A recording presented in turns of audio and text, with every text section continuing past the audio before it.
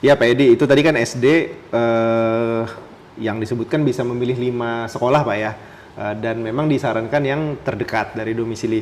Tapi ini berlaku tiga-tiganya atau apakah misalnya kayak mutasi kan sebenarnya dia bisa milih aja langsung kan Pak ya? Nah itu secara teknis gimana tuh Pak? Apakah kemungkinan berlaku semuanya atau masih nanti kita akan cek lagi? Nanti kita cek lagi, tapi sepertinya kalau secaranya disclaimer dulu ya. Jadi nanti mungkin yang berlaku 5 pilihan itu untuk jalur domisili dan afirmasi tadi. Afirmasi itu yang pasti tuh Pak ya? Yang pasti. Itu yang bisa memilih 5 sekolah sasaran. Gitu. Baik.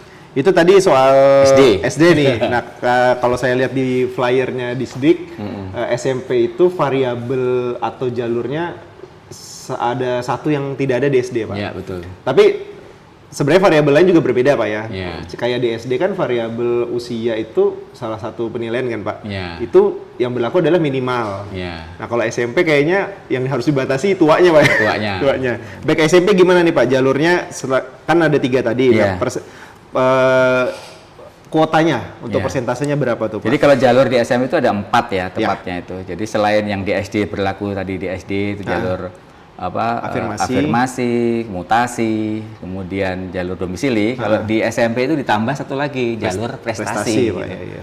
Nah, prestasi ini pun untuk tahun ini ada spesial nih. Kalau sebelum-sebelumnya kan ada prestasi akademik, non akademik. Ya, akademiknya itu dari mungkin prestasi yang terkait dengan rapor, prestasi ijazahnya, nilai lah istilahnya ya, nilai raport yang 5 semester terakhir dia di SD gitu, nanti di ranking lah sesuai dengan prestasinya. Ada sudah di dalam juknis itu ada poin-poinnya tersendiri untuk ranking 1 sekian, ranking 2 sekian gitu kan. Nah, kalau di tahun ini itu kita ada memasukkan jalur prestasi itu berupa nilai TKA. Nah, jadi ketika di SD sebelum masuk SMP itu dia ada hasil TKA-nya, tes kemampuan akademik. Itu kan ada 2 pelajaran tuh, matematika sama bahasa Indonesia. Nah, itu dari aspek numerasi terwakili dengan matematika, literasi dengan bahasa Indonesia. Nah, itu nanti ada poin tersendiri. Kalau dia istimewa, itu nanti poinnya 50. Dia ada scoring. Ada scoringnya. Dan nanti untuk prestasi ini ada nggak Pak mungkin satu anak dia mengambil 3-tiganya? Enggak, jadi kita silahkan. Dia harus pilih. Kalau misalnya pilih yang tertinggi poinmu mana? Yang terkuat lah ya. Yang terkuat. Misalnya dia atlet. Berarti kan non akademik nih. Atletnya nih apa dulu? Betul. Level apa gitu. Kalau dia cuma level kelurahan, kelurahan kecil kan. Hindari aja. Enggak masuk. Hindari. Enggak ada poinnya gitu. Mending ngambil yang akademik kalau emang agak pinter atau nilainya agak tinggi. Atau yang TKA ini Pak, TKA ini merata digelar atau inisiatif dari sekolah Pak? Jadi kalau TKA ini kan program nasional ya. Baik. Ini kan nasional, dimulai tahun ini. Kalau sebelumnya dulu kan ANBK. Bedanya kalau ANBK itu hanya sampling. Kalau dan ini dilaksanakan di kelas 5 kalau SD ya. SMP di kelas 2, SMA itu di kelas 11. Itu kalau TKA ini diperuntukkan untuk anak-anak kelas akhir. Jadi kalau SD itu kelas 6. SMP itu kelas 9, kalau SMA ya kelas 12 itu. Nah ini kalau di SD bisa dipakai untuk tadi jalur prestasi. Dia jadi prosedur, masuk dalam prosedur Pak. Dan alhamdulillah Tarakan itu bisa kita katakan diikuti hampir 100% ya. Sekolah. Anak-anak peserta didik yang ada di SD, SMP gitu. Ya. Karena kemarin tuh kalaupun berhalangan di sesi pertama, kita ada susulannya juga. Jadi ya TKA ini bukan pengkhususan di 1-2 sekolah saja meskipun itu tidak wajib ya. Meskipun tidak wajib. Peraturan itu nggak wajib ikut, tapi kita dorong orang tua untuk mengajak Pak. Betul. Kita himbau kepada orang tua mengajak anaknya supaya ikut. Karena bisa jadi ada anak yang baru kelas 6 mau lulus, dia upgrade kepintarannya Pak. Ya mungkin kan kayak gitu. Bisa. Ada yang memang cerdas dari awal gitu. Jadi TKA ini kesempatannya Pak ya. Dan dia kan mewakili 2 unsur yang tadi ya, ada numerasi, literasi. Numerasi dan literasi. Nah untuk SMP sendiri Pak, Tadi saya belum jelaskan ya yang persentasenya. Yang bukan, yang kategorinya nilai yang 50 tadi kategori istimewa. Iya, istimewa. Itu dicapai bagaimana kalau istimewa itu? Nah, kalau istimewa itu kalau nilai dua-duanya yang terkait numerasi literasi, matematika sama bahasa Indonesia itu minimal 95. Oh, 95 itu istimewa Pak ya? Kalau dua-duanya. Iya, dua-duanya. Kalau kan kategori itu ada 3 sebetulnya. Iya. Ada yang kurang, memadai, ada yang baik. Nah, kalau yang istimewa itu spesial. Kalau dua-duanya 95. Dua-duanya 95 baik, baiknya baik anulah atas itu. Nah. Iya. Tapi kalau dia kategori baik, ini ya salah satunya masuk kategori baik saja gitu. Oke, salah satu saja. Itu nanti dia masuk kategori baik. Yang masuk di jalur prestasi yang bisa digunakan itu yang predikatnya baik dan istimewa saja. Baik dan istimewa saja. Kalau yang menengah nggak bisa. Oh baik. Silakan pakai jalur yang lain. Itu untuk TKA Pak ya? Untuk TKA. Nah ini kan karena di SMP ada satu kuota atau satu jalur yang tidak ada di SD kan Pak? Kalau tadi kan SD 25, oh iya presentasinya ya? Dan 70. Nah kalau SMP jadi sendiri kalau Pak? Di SMP itu untuk afirmasi dia tidak 25 ya, tapi 20% saja. Oh, 20%. Jadi afirmasi di SMP itu kuotanya 20%. 1/5 dari total kuota sekolah, Pak ya? Ya, kemudian kalau jalur mutasinya itu sama 5%. Nah, prestasinya domisilinya itu 50% aja. 50. Okay. Prestasinya yang 25%. Prestasi banyak, Pak ya? Ya, karena memang kan supaya dilanjutkan nih. Pembinaan minat bakat sesuai dengan kemauan anak-anak gitu. Karena kalau SMP berarti memang di SMP ini ada kecenderungan karena kan cuma 50% yang domisili, Pak. Berarti ada kecenderungan dia bersaing dengan sekolah yang lebih jauh dari domisilinya. Karena kan kuotanya 50% non domisili nih. Iya. Berarti dia ada kesempatan di luar domisili. Iya. Beda kalau kan pendekatannya kan tadi kan kelurahan ya. Iya, betul, kelurahan. Jadi lebih luas dia. Lebih luas. Kalau yang SD kan sampai RT-nya disebut gitu. Karena penyebarannya memang kadang satu kelurahan ada beberapa sekolah gitu. Ya. Baik, itu tadi soal SMP. Tadi kalau SD disarankan 6 tahun, kalau tidak pakai kalau belum cukup 6 tahun rekomendasi psikolog, pakai ya asesmen psikolog. Kalau SMP, nah SMP ini kan juga ada ini Pak, artinya kan menerima lulusan tingkat SD atau setara, berarti kan ada yang paket A. Ya, setara dengan SD itu kan madrasah ibtidaiyah. Betul. Nah, terus kemudian ada yang non formal. Betul. Nah, ini juga perlu diketahui masyarakat nih, bahwa lulusan paket dengan lulusan PNF ya, pendidikan non formal dengan ijazah paket A, itu boleh mendaftar ke SMP negeri. Di SMP negeri.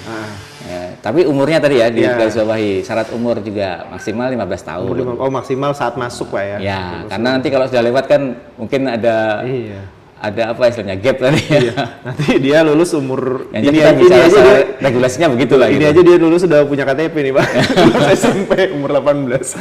Iya. Oh jadi 15 tahun paling tua lah ya, maksimal paling tua. Itu buat yang, jadi kalau misalkan ada yang mungkin di SD-nya paket A terus nganggur beberapa tahun, asalkan masih di bawah 15 tahun masih bisa Pak masih bisa. Dan dia mekanismenya sama dengan yang lain, pilihan ininya Pak? Iya sama, dia bisa pakai jalur, rata-rata ya jalur domisili ya. Kecuali yang prestasi lah ya. Ada prestasi bisa. Kan dari sekolah formal sebelumnya biasanya. Yang punya prestasi gitu. Jadi ada paket A juga. Jadi agak berbeda Pak ya di jenjang SMP. Kemudian schedulingnya untuk 3 kategori jalur tadi, untuk 3 jalur yang afirmasi, mutasi, dan prestasi itu mulai 29 sampai 30. Oh, prestasi juga duluan, Pak ya? Ya, duluan. 29 30 juga ya. Ya. Berarti yang betul-betul domisili aja yang 1 sampai 3 Juli itu ya. Ya, domisili 1 sampai 3 itu di Juli. Pengumumannya tuh di hari yang terakhir udah muncul sorenya. Oh, di hari itu, Pak ya. Berarti kalau yang 3 kategori selain domisili tanggal 30 sore udah bisa dilihat. Ya. Sudah dilihat, dan nanti kalau misalkan di situ nggak dapat. Nah, kita juga ini kan masyarakat kalau seandainya dalam proses ini ada keluhan atau apa itu silakan nanti kita sediakan pos pengaduan namanya nanti seperti biasa di kantor. Oh, di Disdik Pak ya? Di ruang pengawas biasanya itu kita standby kan teman-teman panitia SPMB yang biasanya biasanya di handle sama ini teman-teman pengawas juga. Oh, dominan biasanya apa Pak kalau secara histori? Ya biasa itulah. Domisili. Dia dari segi apa mungkin domisili seolah-olah gitu kan dekat atau mungkin anaknya ini nggak mau kalau sekolah yang lain. Nah, itu kita masukkan pengaduan dulu. Oke. Jadi intinya gini, tadi yang kita di depan sudah saya jelaskan bahwa pemerintah ini menyediakan ruang untuk anak-anak kita itu melanjutkan jenjang pendidikannya. Yeah. Jadi kita seoptimal mungkin mencegah anak itu tidak sekolah. Gitu. Jadi silahkan memilih sekolah sesuai dengan harapan. Jangan khawatir tidak diterima gitu, karena ini pasti diterima gitu. Pasti bisa melanjutkan ke jenjang berikutnya. Pasti mendapatkan lah. Ya. Biasanya kalau yang sudah terakhir-terakhir nanti ya itu asal tidak milih. Iya betul. Asal tidak milih. Nah, nanti kalau misalnya dari domisili tidak lolos, dari ini tidak lolos, prestasi pertama kan, prestasi tidak lolos, akhirnya ikut domisili kalah lagi. Itu jangan khawatir tidak dapat sekolah, pasti dapat sekolah. Karena kita memang sebaran ini masih dinamis ya. Ya betul Pak. Masih dinamis kita. Dan hasil lahir dari yang kategori sebelumnya juga dinamis juga itu Pak. Karena kan bisa aja dia lolos tapi bukan di sekolah yang dia mau, dia cabut milih swasta misalnya. Misalnya kayak SMP maunya SMP 1, ternyata dapatnya SMP yang dekat situ juga. Karena dia nggak mau, dia udahlah swasta aja. Nah itu akhirnya kan ada yang kosong tuh. Ini kan ada yang unik nih, yang di sekitar SMP 1 itu ada SMP 13, ada SMP 7. Nah itu tadi di dalam zonasi terkait domisili itu kita plotkan di pendekatannya kelurahan-kelurahan tadi. Jadi nanti sebenarnya kan keberadaan kayak SMP Negeri 13 itu kan mengakomodir teman-teman ada masyarakat yang di kawasan pesisir yang ada di karangan pantai. Nah, itu kemudian mungkin yang di sekitarnya lah gitu. Nah, jadi nanti itu kuota memang diperuntukkan untuk warga karangan pantai. Walaupun secara kedudukannya dia di Karangbali, Pangmusian. Dia di mana Pak? Betul. Bahkan udah beda kecamatan itu Pak ya. Cuman kan kita kesulitan lokasi ya. Tapi kan secara jarak nggak jauh sebenarnya. Nggak jauh, dan orang tua selama ini berjalan lebih senang gitu. Barat ke tengah kan itu udah. Iya. Di akhir sesi akan ada tanya jawab nih Pak Edi. Ini dari netizen. Mudah-mudahan nggak susah nih. Iya. Ini ada puluhan sebenarnya Pak, tapi kita pilih 3 aja karena keterbatasan durasi juga. Kita masuk ke pertanyaan pertama Pak ya. Ke pertanyaan pertama ini dari akun Instagram Kamsiah. Pertanyaan adalah kartu keluarga luar pindah kerja ke Tarakan boleh daftar SD negeri kah Min? Jadi pertanyaannya soal mutasi kerja. Nah ini mutasi kerjanya tidak disebutkan nih Pak, swasta atau negeri. Apakah mungkin perlakuannya sama, nanti bisa dijelaskan juga. Boleh daftar SD negeri atau tidak? Itu dulu Pak, satu dulu kita jawab. Iya, ini tadi saya bilang di awal, ini kalau SD atau SMP kan ada jalur mutasi yang kuotanya 5% tadi. Nah ini memang diperuntukkan untuk itu. Swasta. Jadi, walaupun mau swasta mau negeri nanti dengan surat keterangan. Kalau negeri kan ada surat mutasinya ya. Itu jelas Pak. Itu jelas. Kalau di swasta itu silakan nanti ada dibuat namanya keterangan pindah kerja atau keterangan dari perusahaan pemberi kerja itu bahwa memang sekarang di tempat kerja ditarakan. Dan surat itu ada batas? Ada durasinya. Paling lama setahun. Tidak boleh lebih dari setahun. Karena kalau sudah setahun, ngapain tidak diurus domisilinya gitu. Betul. Berarti dia 1 bulan, 2 bulan, 3 bulan. Kalau muda, berarti kalau suratnya baru malah pakai jalur itu. Baik. Jadi kalau yang mutasi. Yang mutasi dia, berarti ini berlaku nggak cuma ASN atau TNI Polri, ya. Berarti swasta juga berlaku, dan silahkan ambil jalur pindah tugas orang tua untuk itu. Ini tapi ingat ya, dari luar Tarakan ya, bukan Tarakan, dari betul. Mungkin orangnya orang Tarakan. Iya, pindah dari kecamatannya. Ya, terus atau mungkin dia orang Tarakan yang tadinya perusahaan A, perusahaan B. Iya, pindah kerja aja. Itu lain mutasi namanya. Ini yang dia mungkin tadinya tugas di Riau, kemudian betul. sekarang ditugaskan di Tarakan. Perusahaannya boyongan istilahnya gitu kan. Atau kan banyak di sini kan lumayan banyak kantor BUMN Pak ya, yang mungkin perbankan. Apalagi itu jelas kan ada surat mutasinya. Itu surat mutasinya jelas. Berarti paling tua setahun. Jadi kalau lebih dari setahun logikanya harusnya dia punya domisili. Harusnya dia punya domisili dan ikut jalur domisili. Oke, itu tadi pertanyaan pertama Pak. Ini pertanyaan kedua yang kami pilih. Ini agak di luar, masih SPB sebenarnya, ini masih berkaitan sedikit lah Pak. Dari G_Harto, pertanyaannya, pendidikan sudah 100% gratis atau bayar? Nah, mungkin barangkali Pak yang dimaksud apa-apa saja sih yang sebenarnya tidak dibebankan dan apa saja yang memang seharusnya jadi tanggungan si keluarga siswanya Pak? Iya. Jadi sebenarnya kalau konteks di Tarakan nih masyarakat cukup dinyamankan ya. Ya lumayan nyaman untuk negeri nyaman Pak, untuk negeri ya. Negeri. Jadi negeri itu betul-betul kita untuk penyelenggaraan pendidikan itu zero ya. Semua di cover oleh pemerintah. Ya.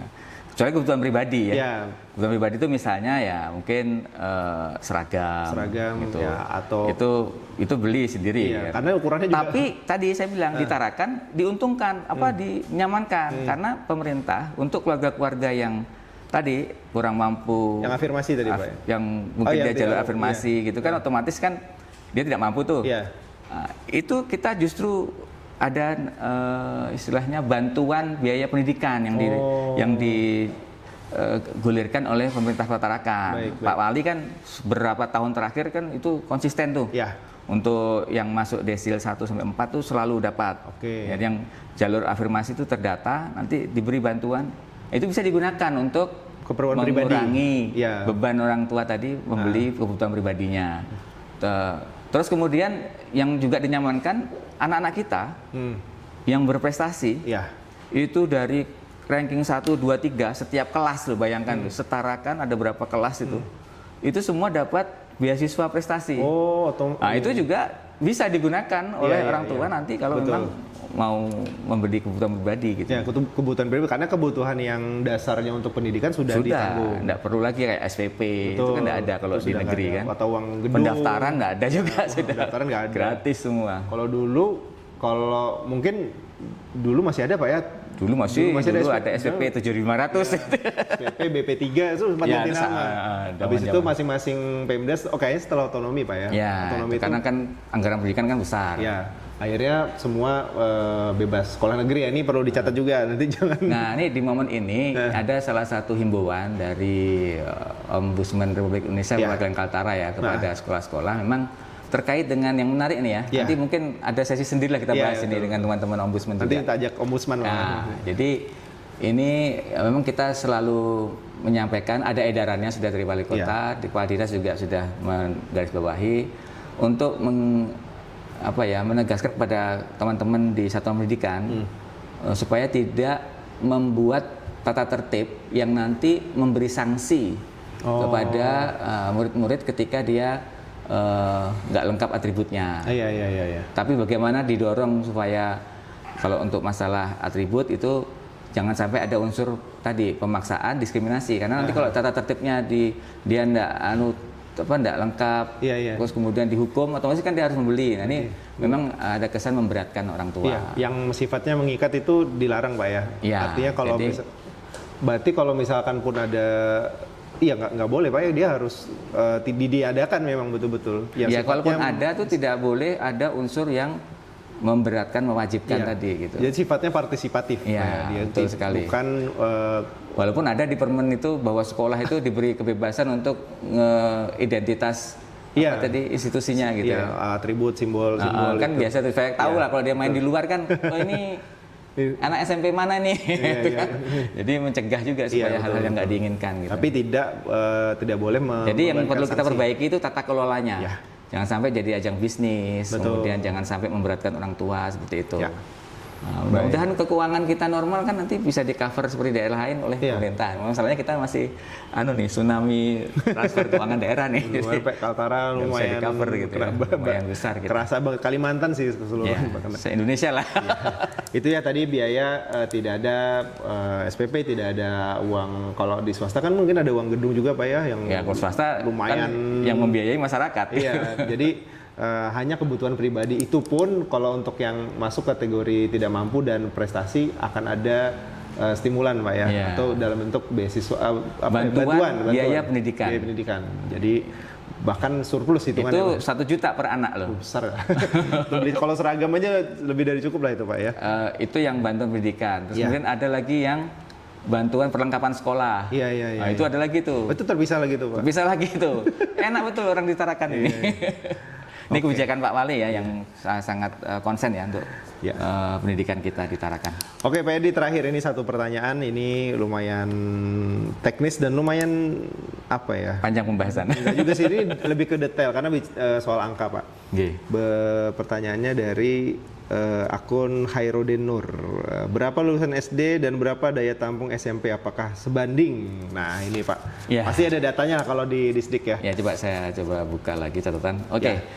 Jadi memang kalau data terakhir ya yang ada di Dapodik kan semua kan terekam di data pokok pendidikan itu. Jadi kalau tahun ini, tahun ajaran 2025-26 kita ada meluluskan SD itu 4.191 siswa atau murid ya. Ini tadi di awal dari 68 SD Pak ya. Ya. Dari 68 SD itu 4.191. Ya, ini termasuk sudah madrasah ibtidaiyah apa segala tadi. Termasuk SD swasta nggak Pak? Ini SD negeri dan swasta. Oh, ini negeri dan swasta kan? SD negeri dan swasta. Yang masuk di Dapodik kan SD negeri dan swasta. Karena yang madrasah kan di Kemenak. Di sistem Kemenak dia. Sistem Kemenak betul. Ini SD swasta. Ya. Lalu yang SD Pak ya. Nah, sementara yang keluar dari SMP. Ya, SMP tahun ini meluluskan 3.270 murid ya. Ya, berarti memang lebih banyak yang lulus SD Pak ya. Cuman kita jangan lupakan ini, ada institusi-institusi pendidikan yang dikelola masyarakat. Iya, betul. Nah, ini yang ya tadi kita harapkan menampung atau mengakomodir lah dari atau yang di luar dari residu yang ada. Atau yang di luar lingkup dinas pendidikan, mungkin madrasah Pak, ini kan di luar itu. Masih ada MTS, masih ada pesantren. Pesantren betul. Mungkin ada sekolah-sekolah lain gitu ya. Jadi ada yang keluar daerah juga. Kan enggak sedikit juga orang Tarakan yang menyekolahkan anaknya ke. Nah, biasanya kan lulus SD atau yang mau mondok. Kan mondok tuh biasanya lulus SD Pak ya. Lulus SD. Jadi rasionya memang lebih besar SD, tapi ini belum termasuk daya tampung di SMP yang dari madrasah ataupun lembaga pendidikan yang di luar. Dan kita kan ada konsensus tuh dengan teman-teman madrasah tuh. Kalau madrasah tuh pelaksanaan SPMB-nya atau penerimaan santri barunya itu dia duluan. Oh duluan malah Pak ya? Duluan mereka. Oke. Supaya karena kadang-kadang tuh ada kesan nggak lulus di SD ini masuknya madrasah, SMP masuknya MTS, ada kesan begitu, ada framing begitu, padahal sebenarnya nggak juga. Saya juga sekarang kalau kesadaran orang tua untuk dan anak-anak juga peserta didik memilih itu sudah sangat sekali menyebar gitu. Baik, itu tadi Pak Edi 3 pertanyaan dari netizen, ini ada beberapa serupa saja pertanyaannya. Dan buat teman-teman nih kita ingatkan lagi untuk warga Tarakan untuk SD dan SMP kategori afirmasi, mutasi dan mutasi Pak ya, itu dan prestasi juga Pak ya. Itu kalau SMP prestasi itu tanggal 29 dan 30 Juni. 29 itu mulai, 30 Juni itu sore atau malam kemungkinan sudah ada hasilnya. Dan ini juga berlaku cepet-cepetan. Salah satu kriteria Pak itu ya, cepet-cepetan juga selain kriteria teknis yang lain. Lalu untuk jalur domisili itu dibuka tanggal 1 sampai 3 Juli, 3 hari lebih lama. Biasanya tanggal 3-nya sudah muncul hasilnya, dan ini juga sama, sistemnya juga siapa duluan. Jadi internetnya juga dicek, pastiin nggak lelet. Jadi saran kita selain tadi nanti kan online itu, ini siapkan dokumen-dokumen pendukung itu, sehingga ketika nanti upload, dikonfirmasi, diupload apa tuh sudah siap, nggak lambat lagi. Betul, gitu. Dan juga ukurannya juga dicek, jangan kan ada batas size filenya, apa itu sudah. Pokoknya pantengin terus lah di websitenya Dinas Pendidikan di SPMB tarakankota.go.id itu silahkan nanti dipantengin situ. Semua ada di situ lah gitu. Baik, jangan lupa dokumennya juga disiapkan, ini masih ada 2 minggu lebih Pak ya. Jadi masih ada waktu untuk scan atau difoto buat disimpan untuk diupload nanti. Oke Pak Edi, terima kasih Pak sudah gabung di Kopdar, lumayan panjang ini ngobrol-ngobrol kita. Ternyata ini jadi 2 part ini Pak video. Nanti kita akan ngobrol lagi dengan kawan-kawan di sini Pak, mungkin di bidang yang lain kan. Saya menarik yang non formal, menarik juga saya bisa dibahas. Habis itu. Ya, terima kasih lagi Pak Edi untuk sharingnya hari ini dan untuk pemirsa Kopdar, untuk audiens Radar Tarakan, kita jumpa lagi di Kopdar edisi berikutnya. Terima kasih.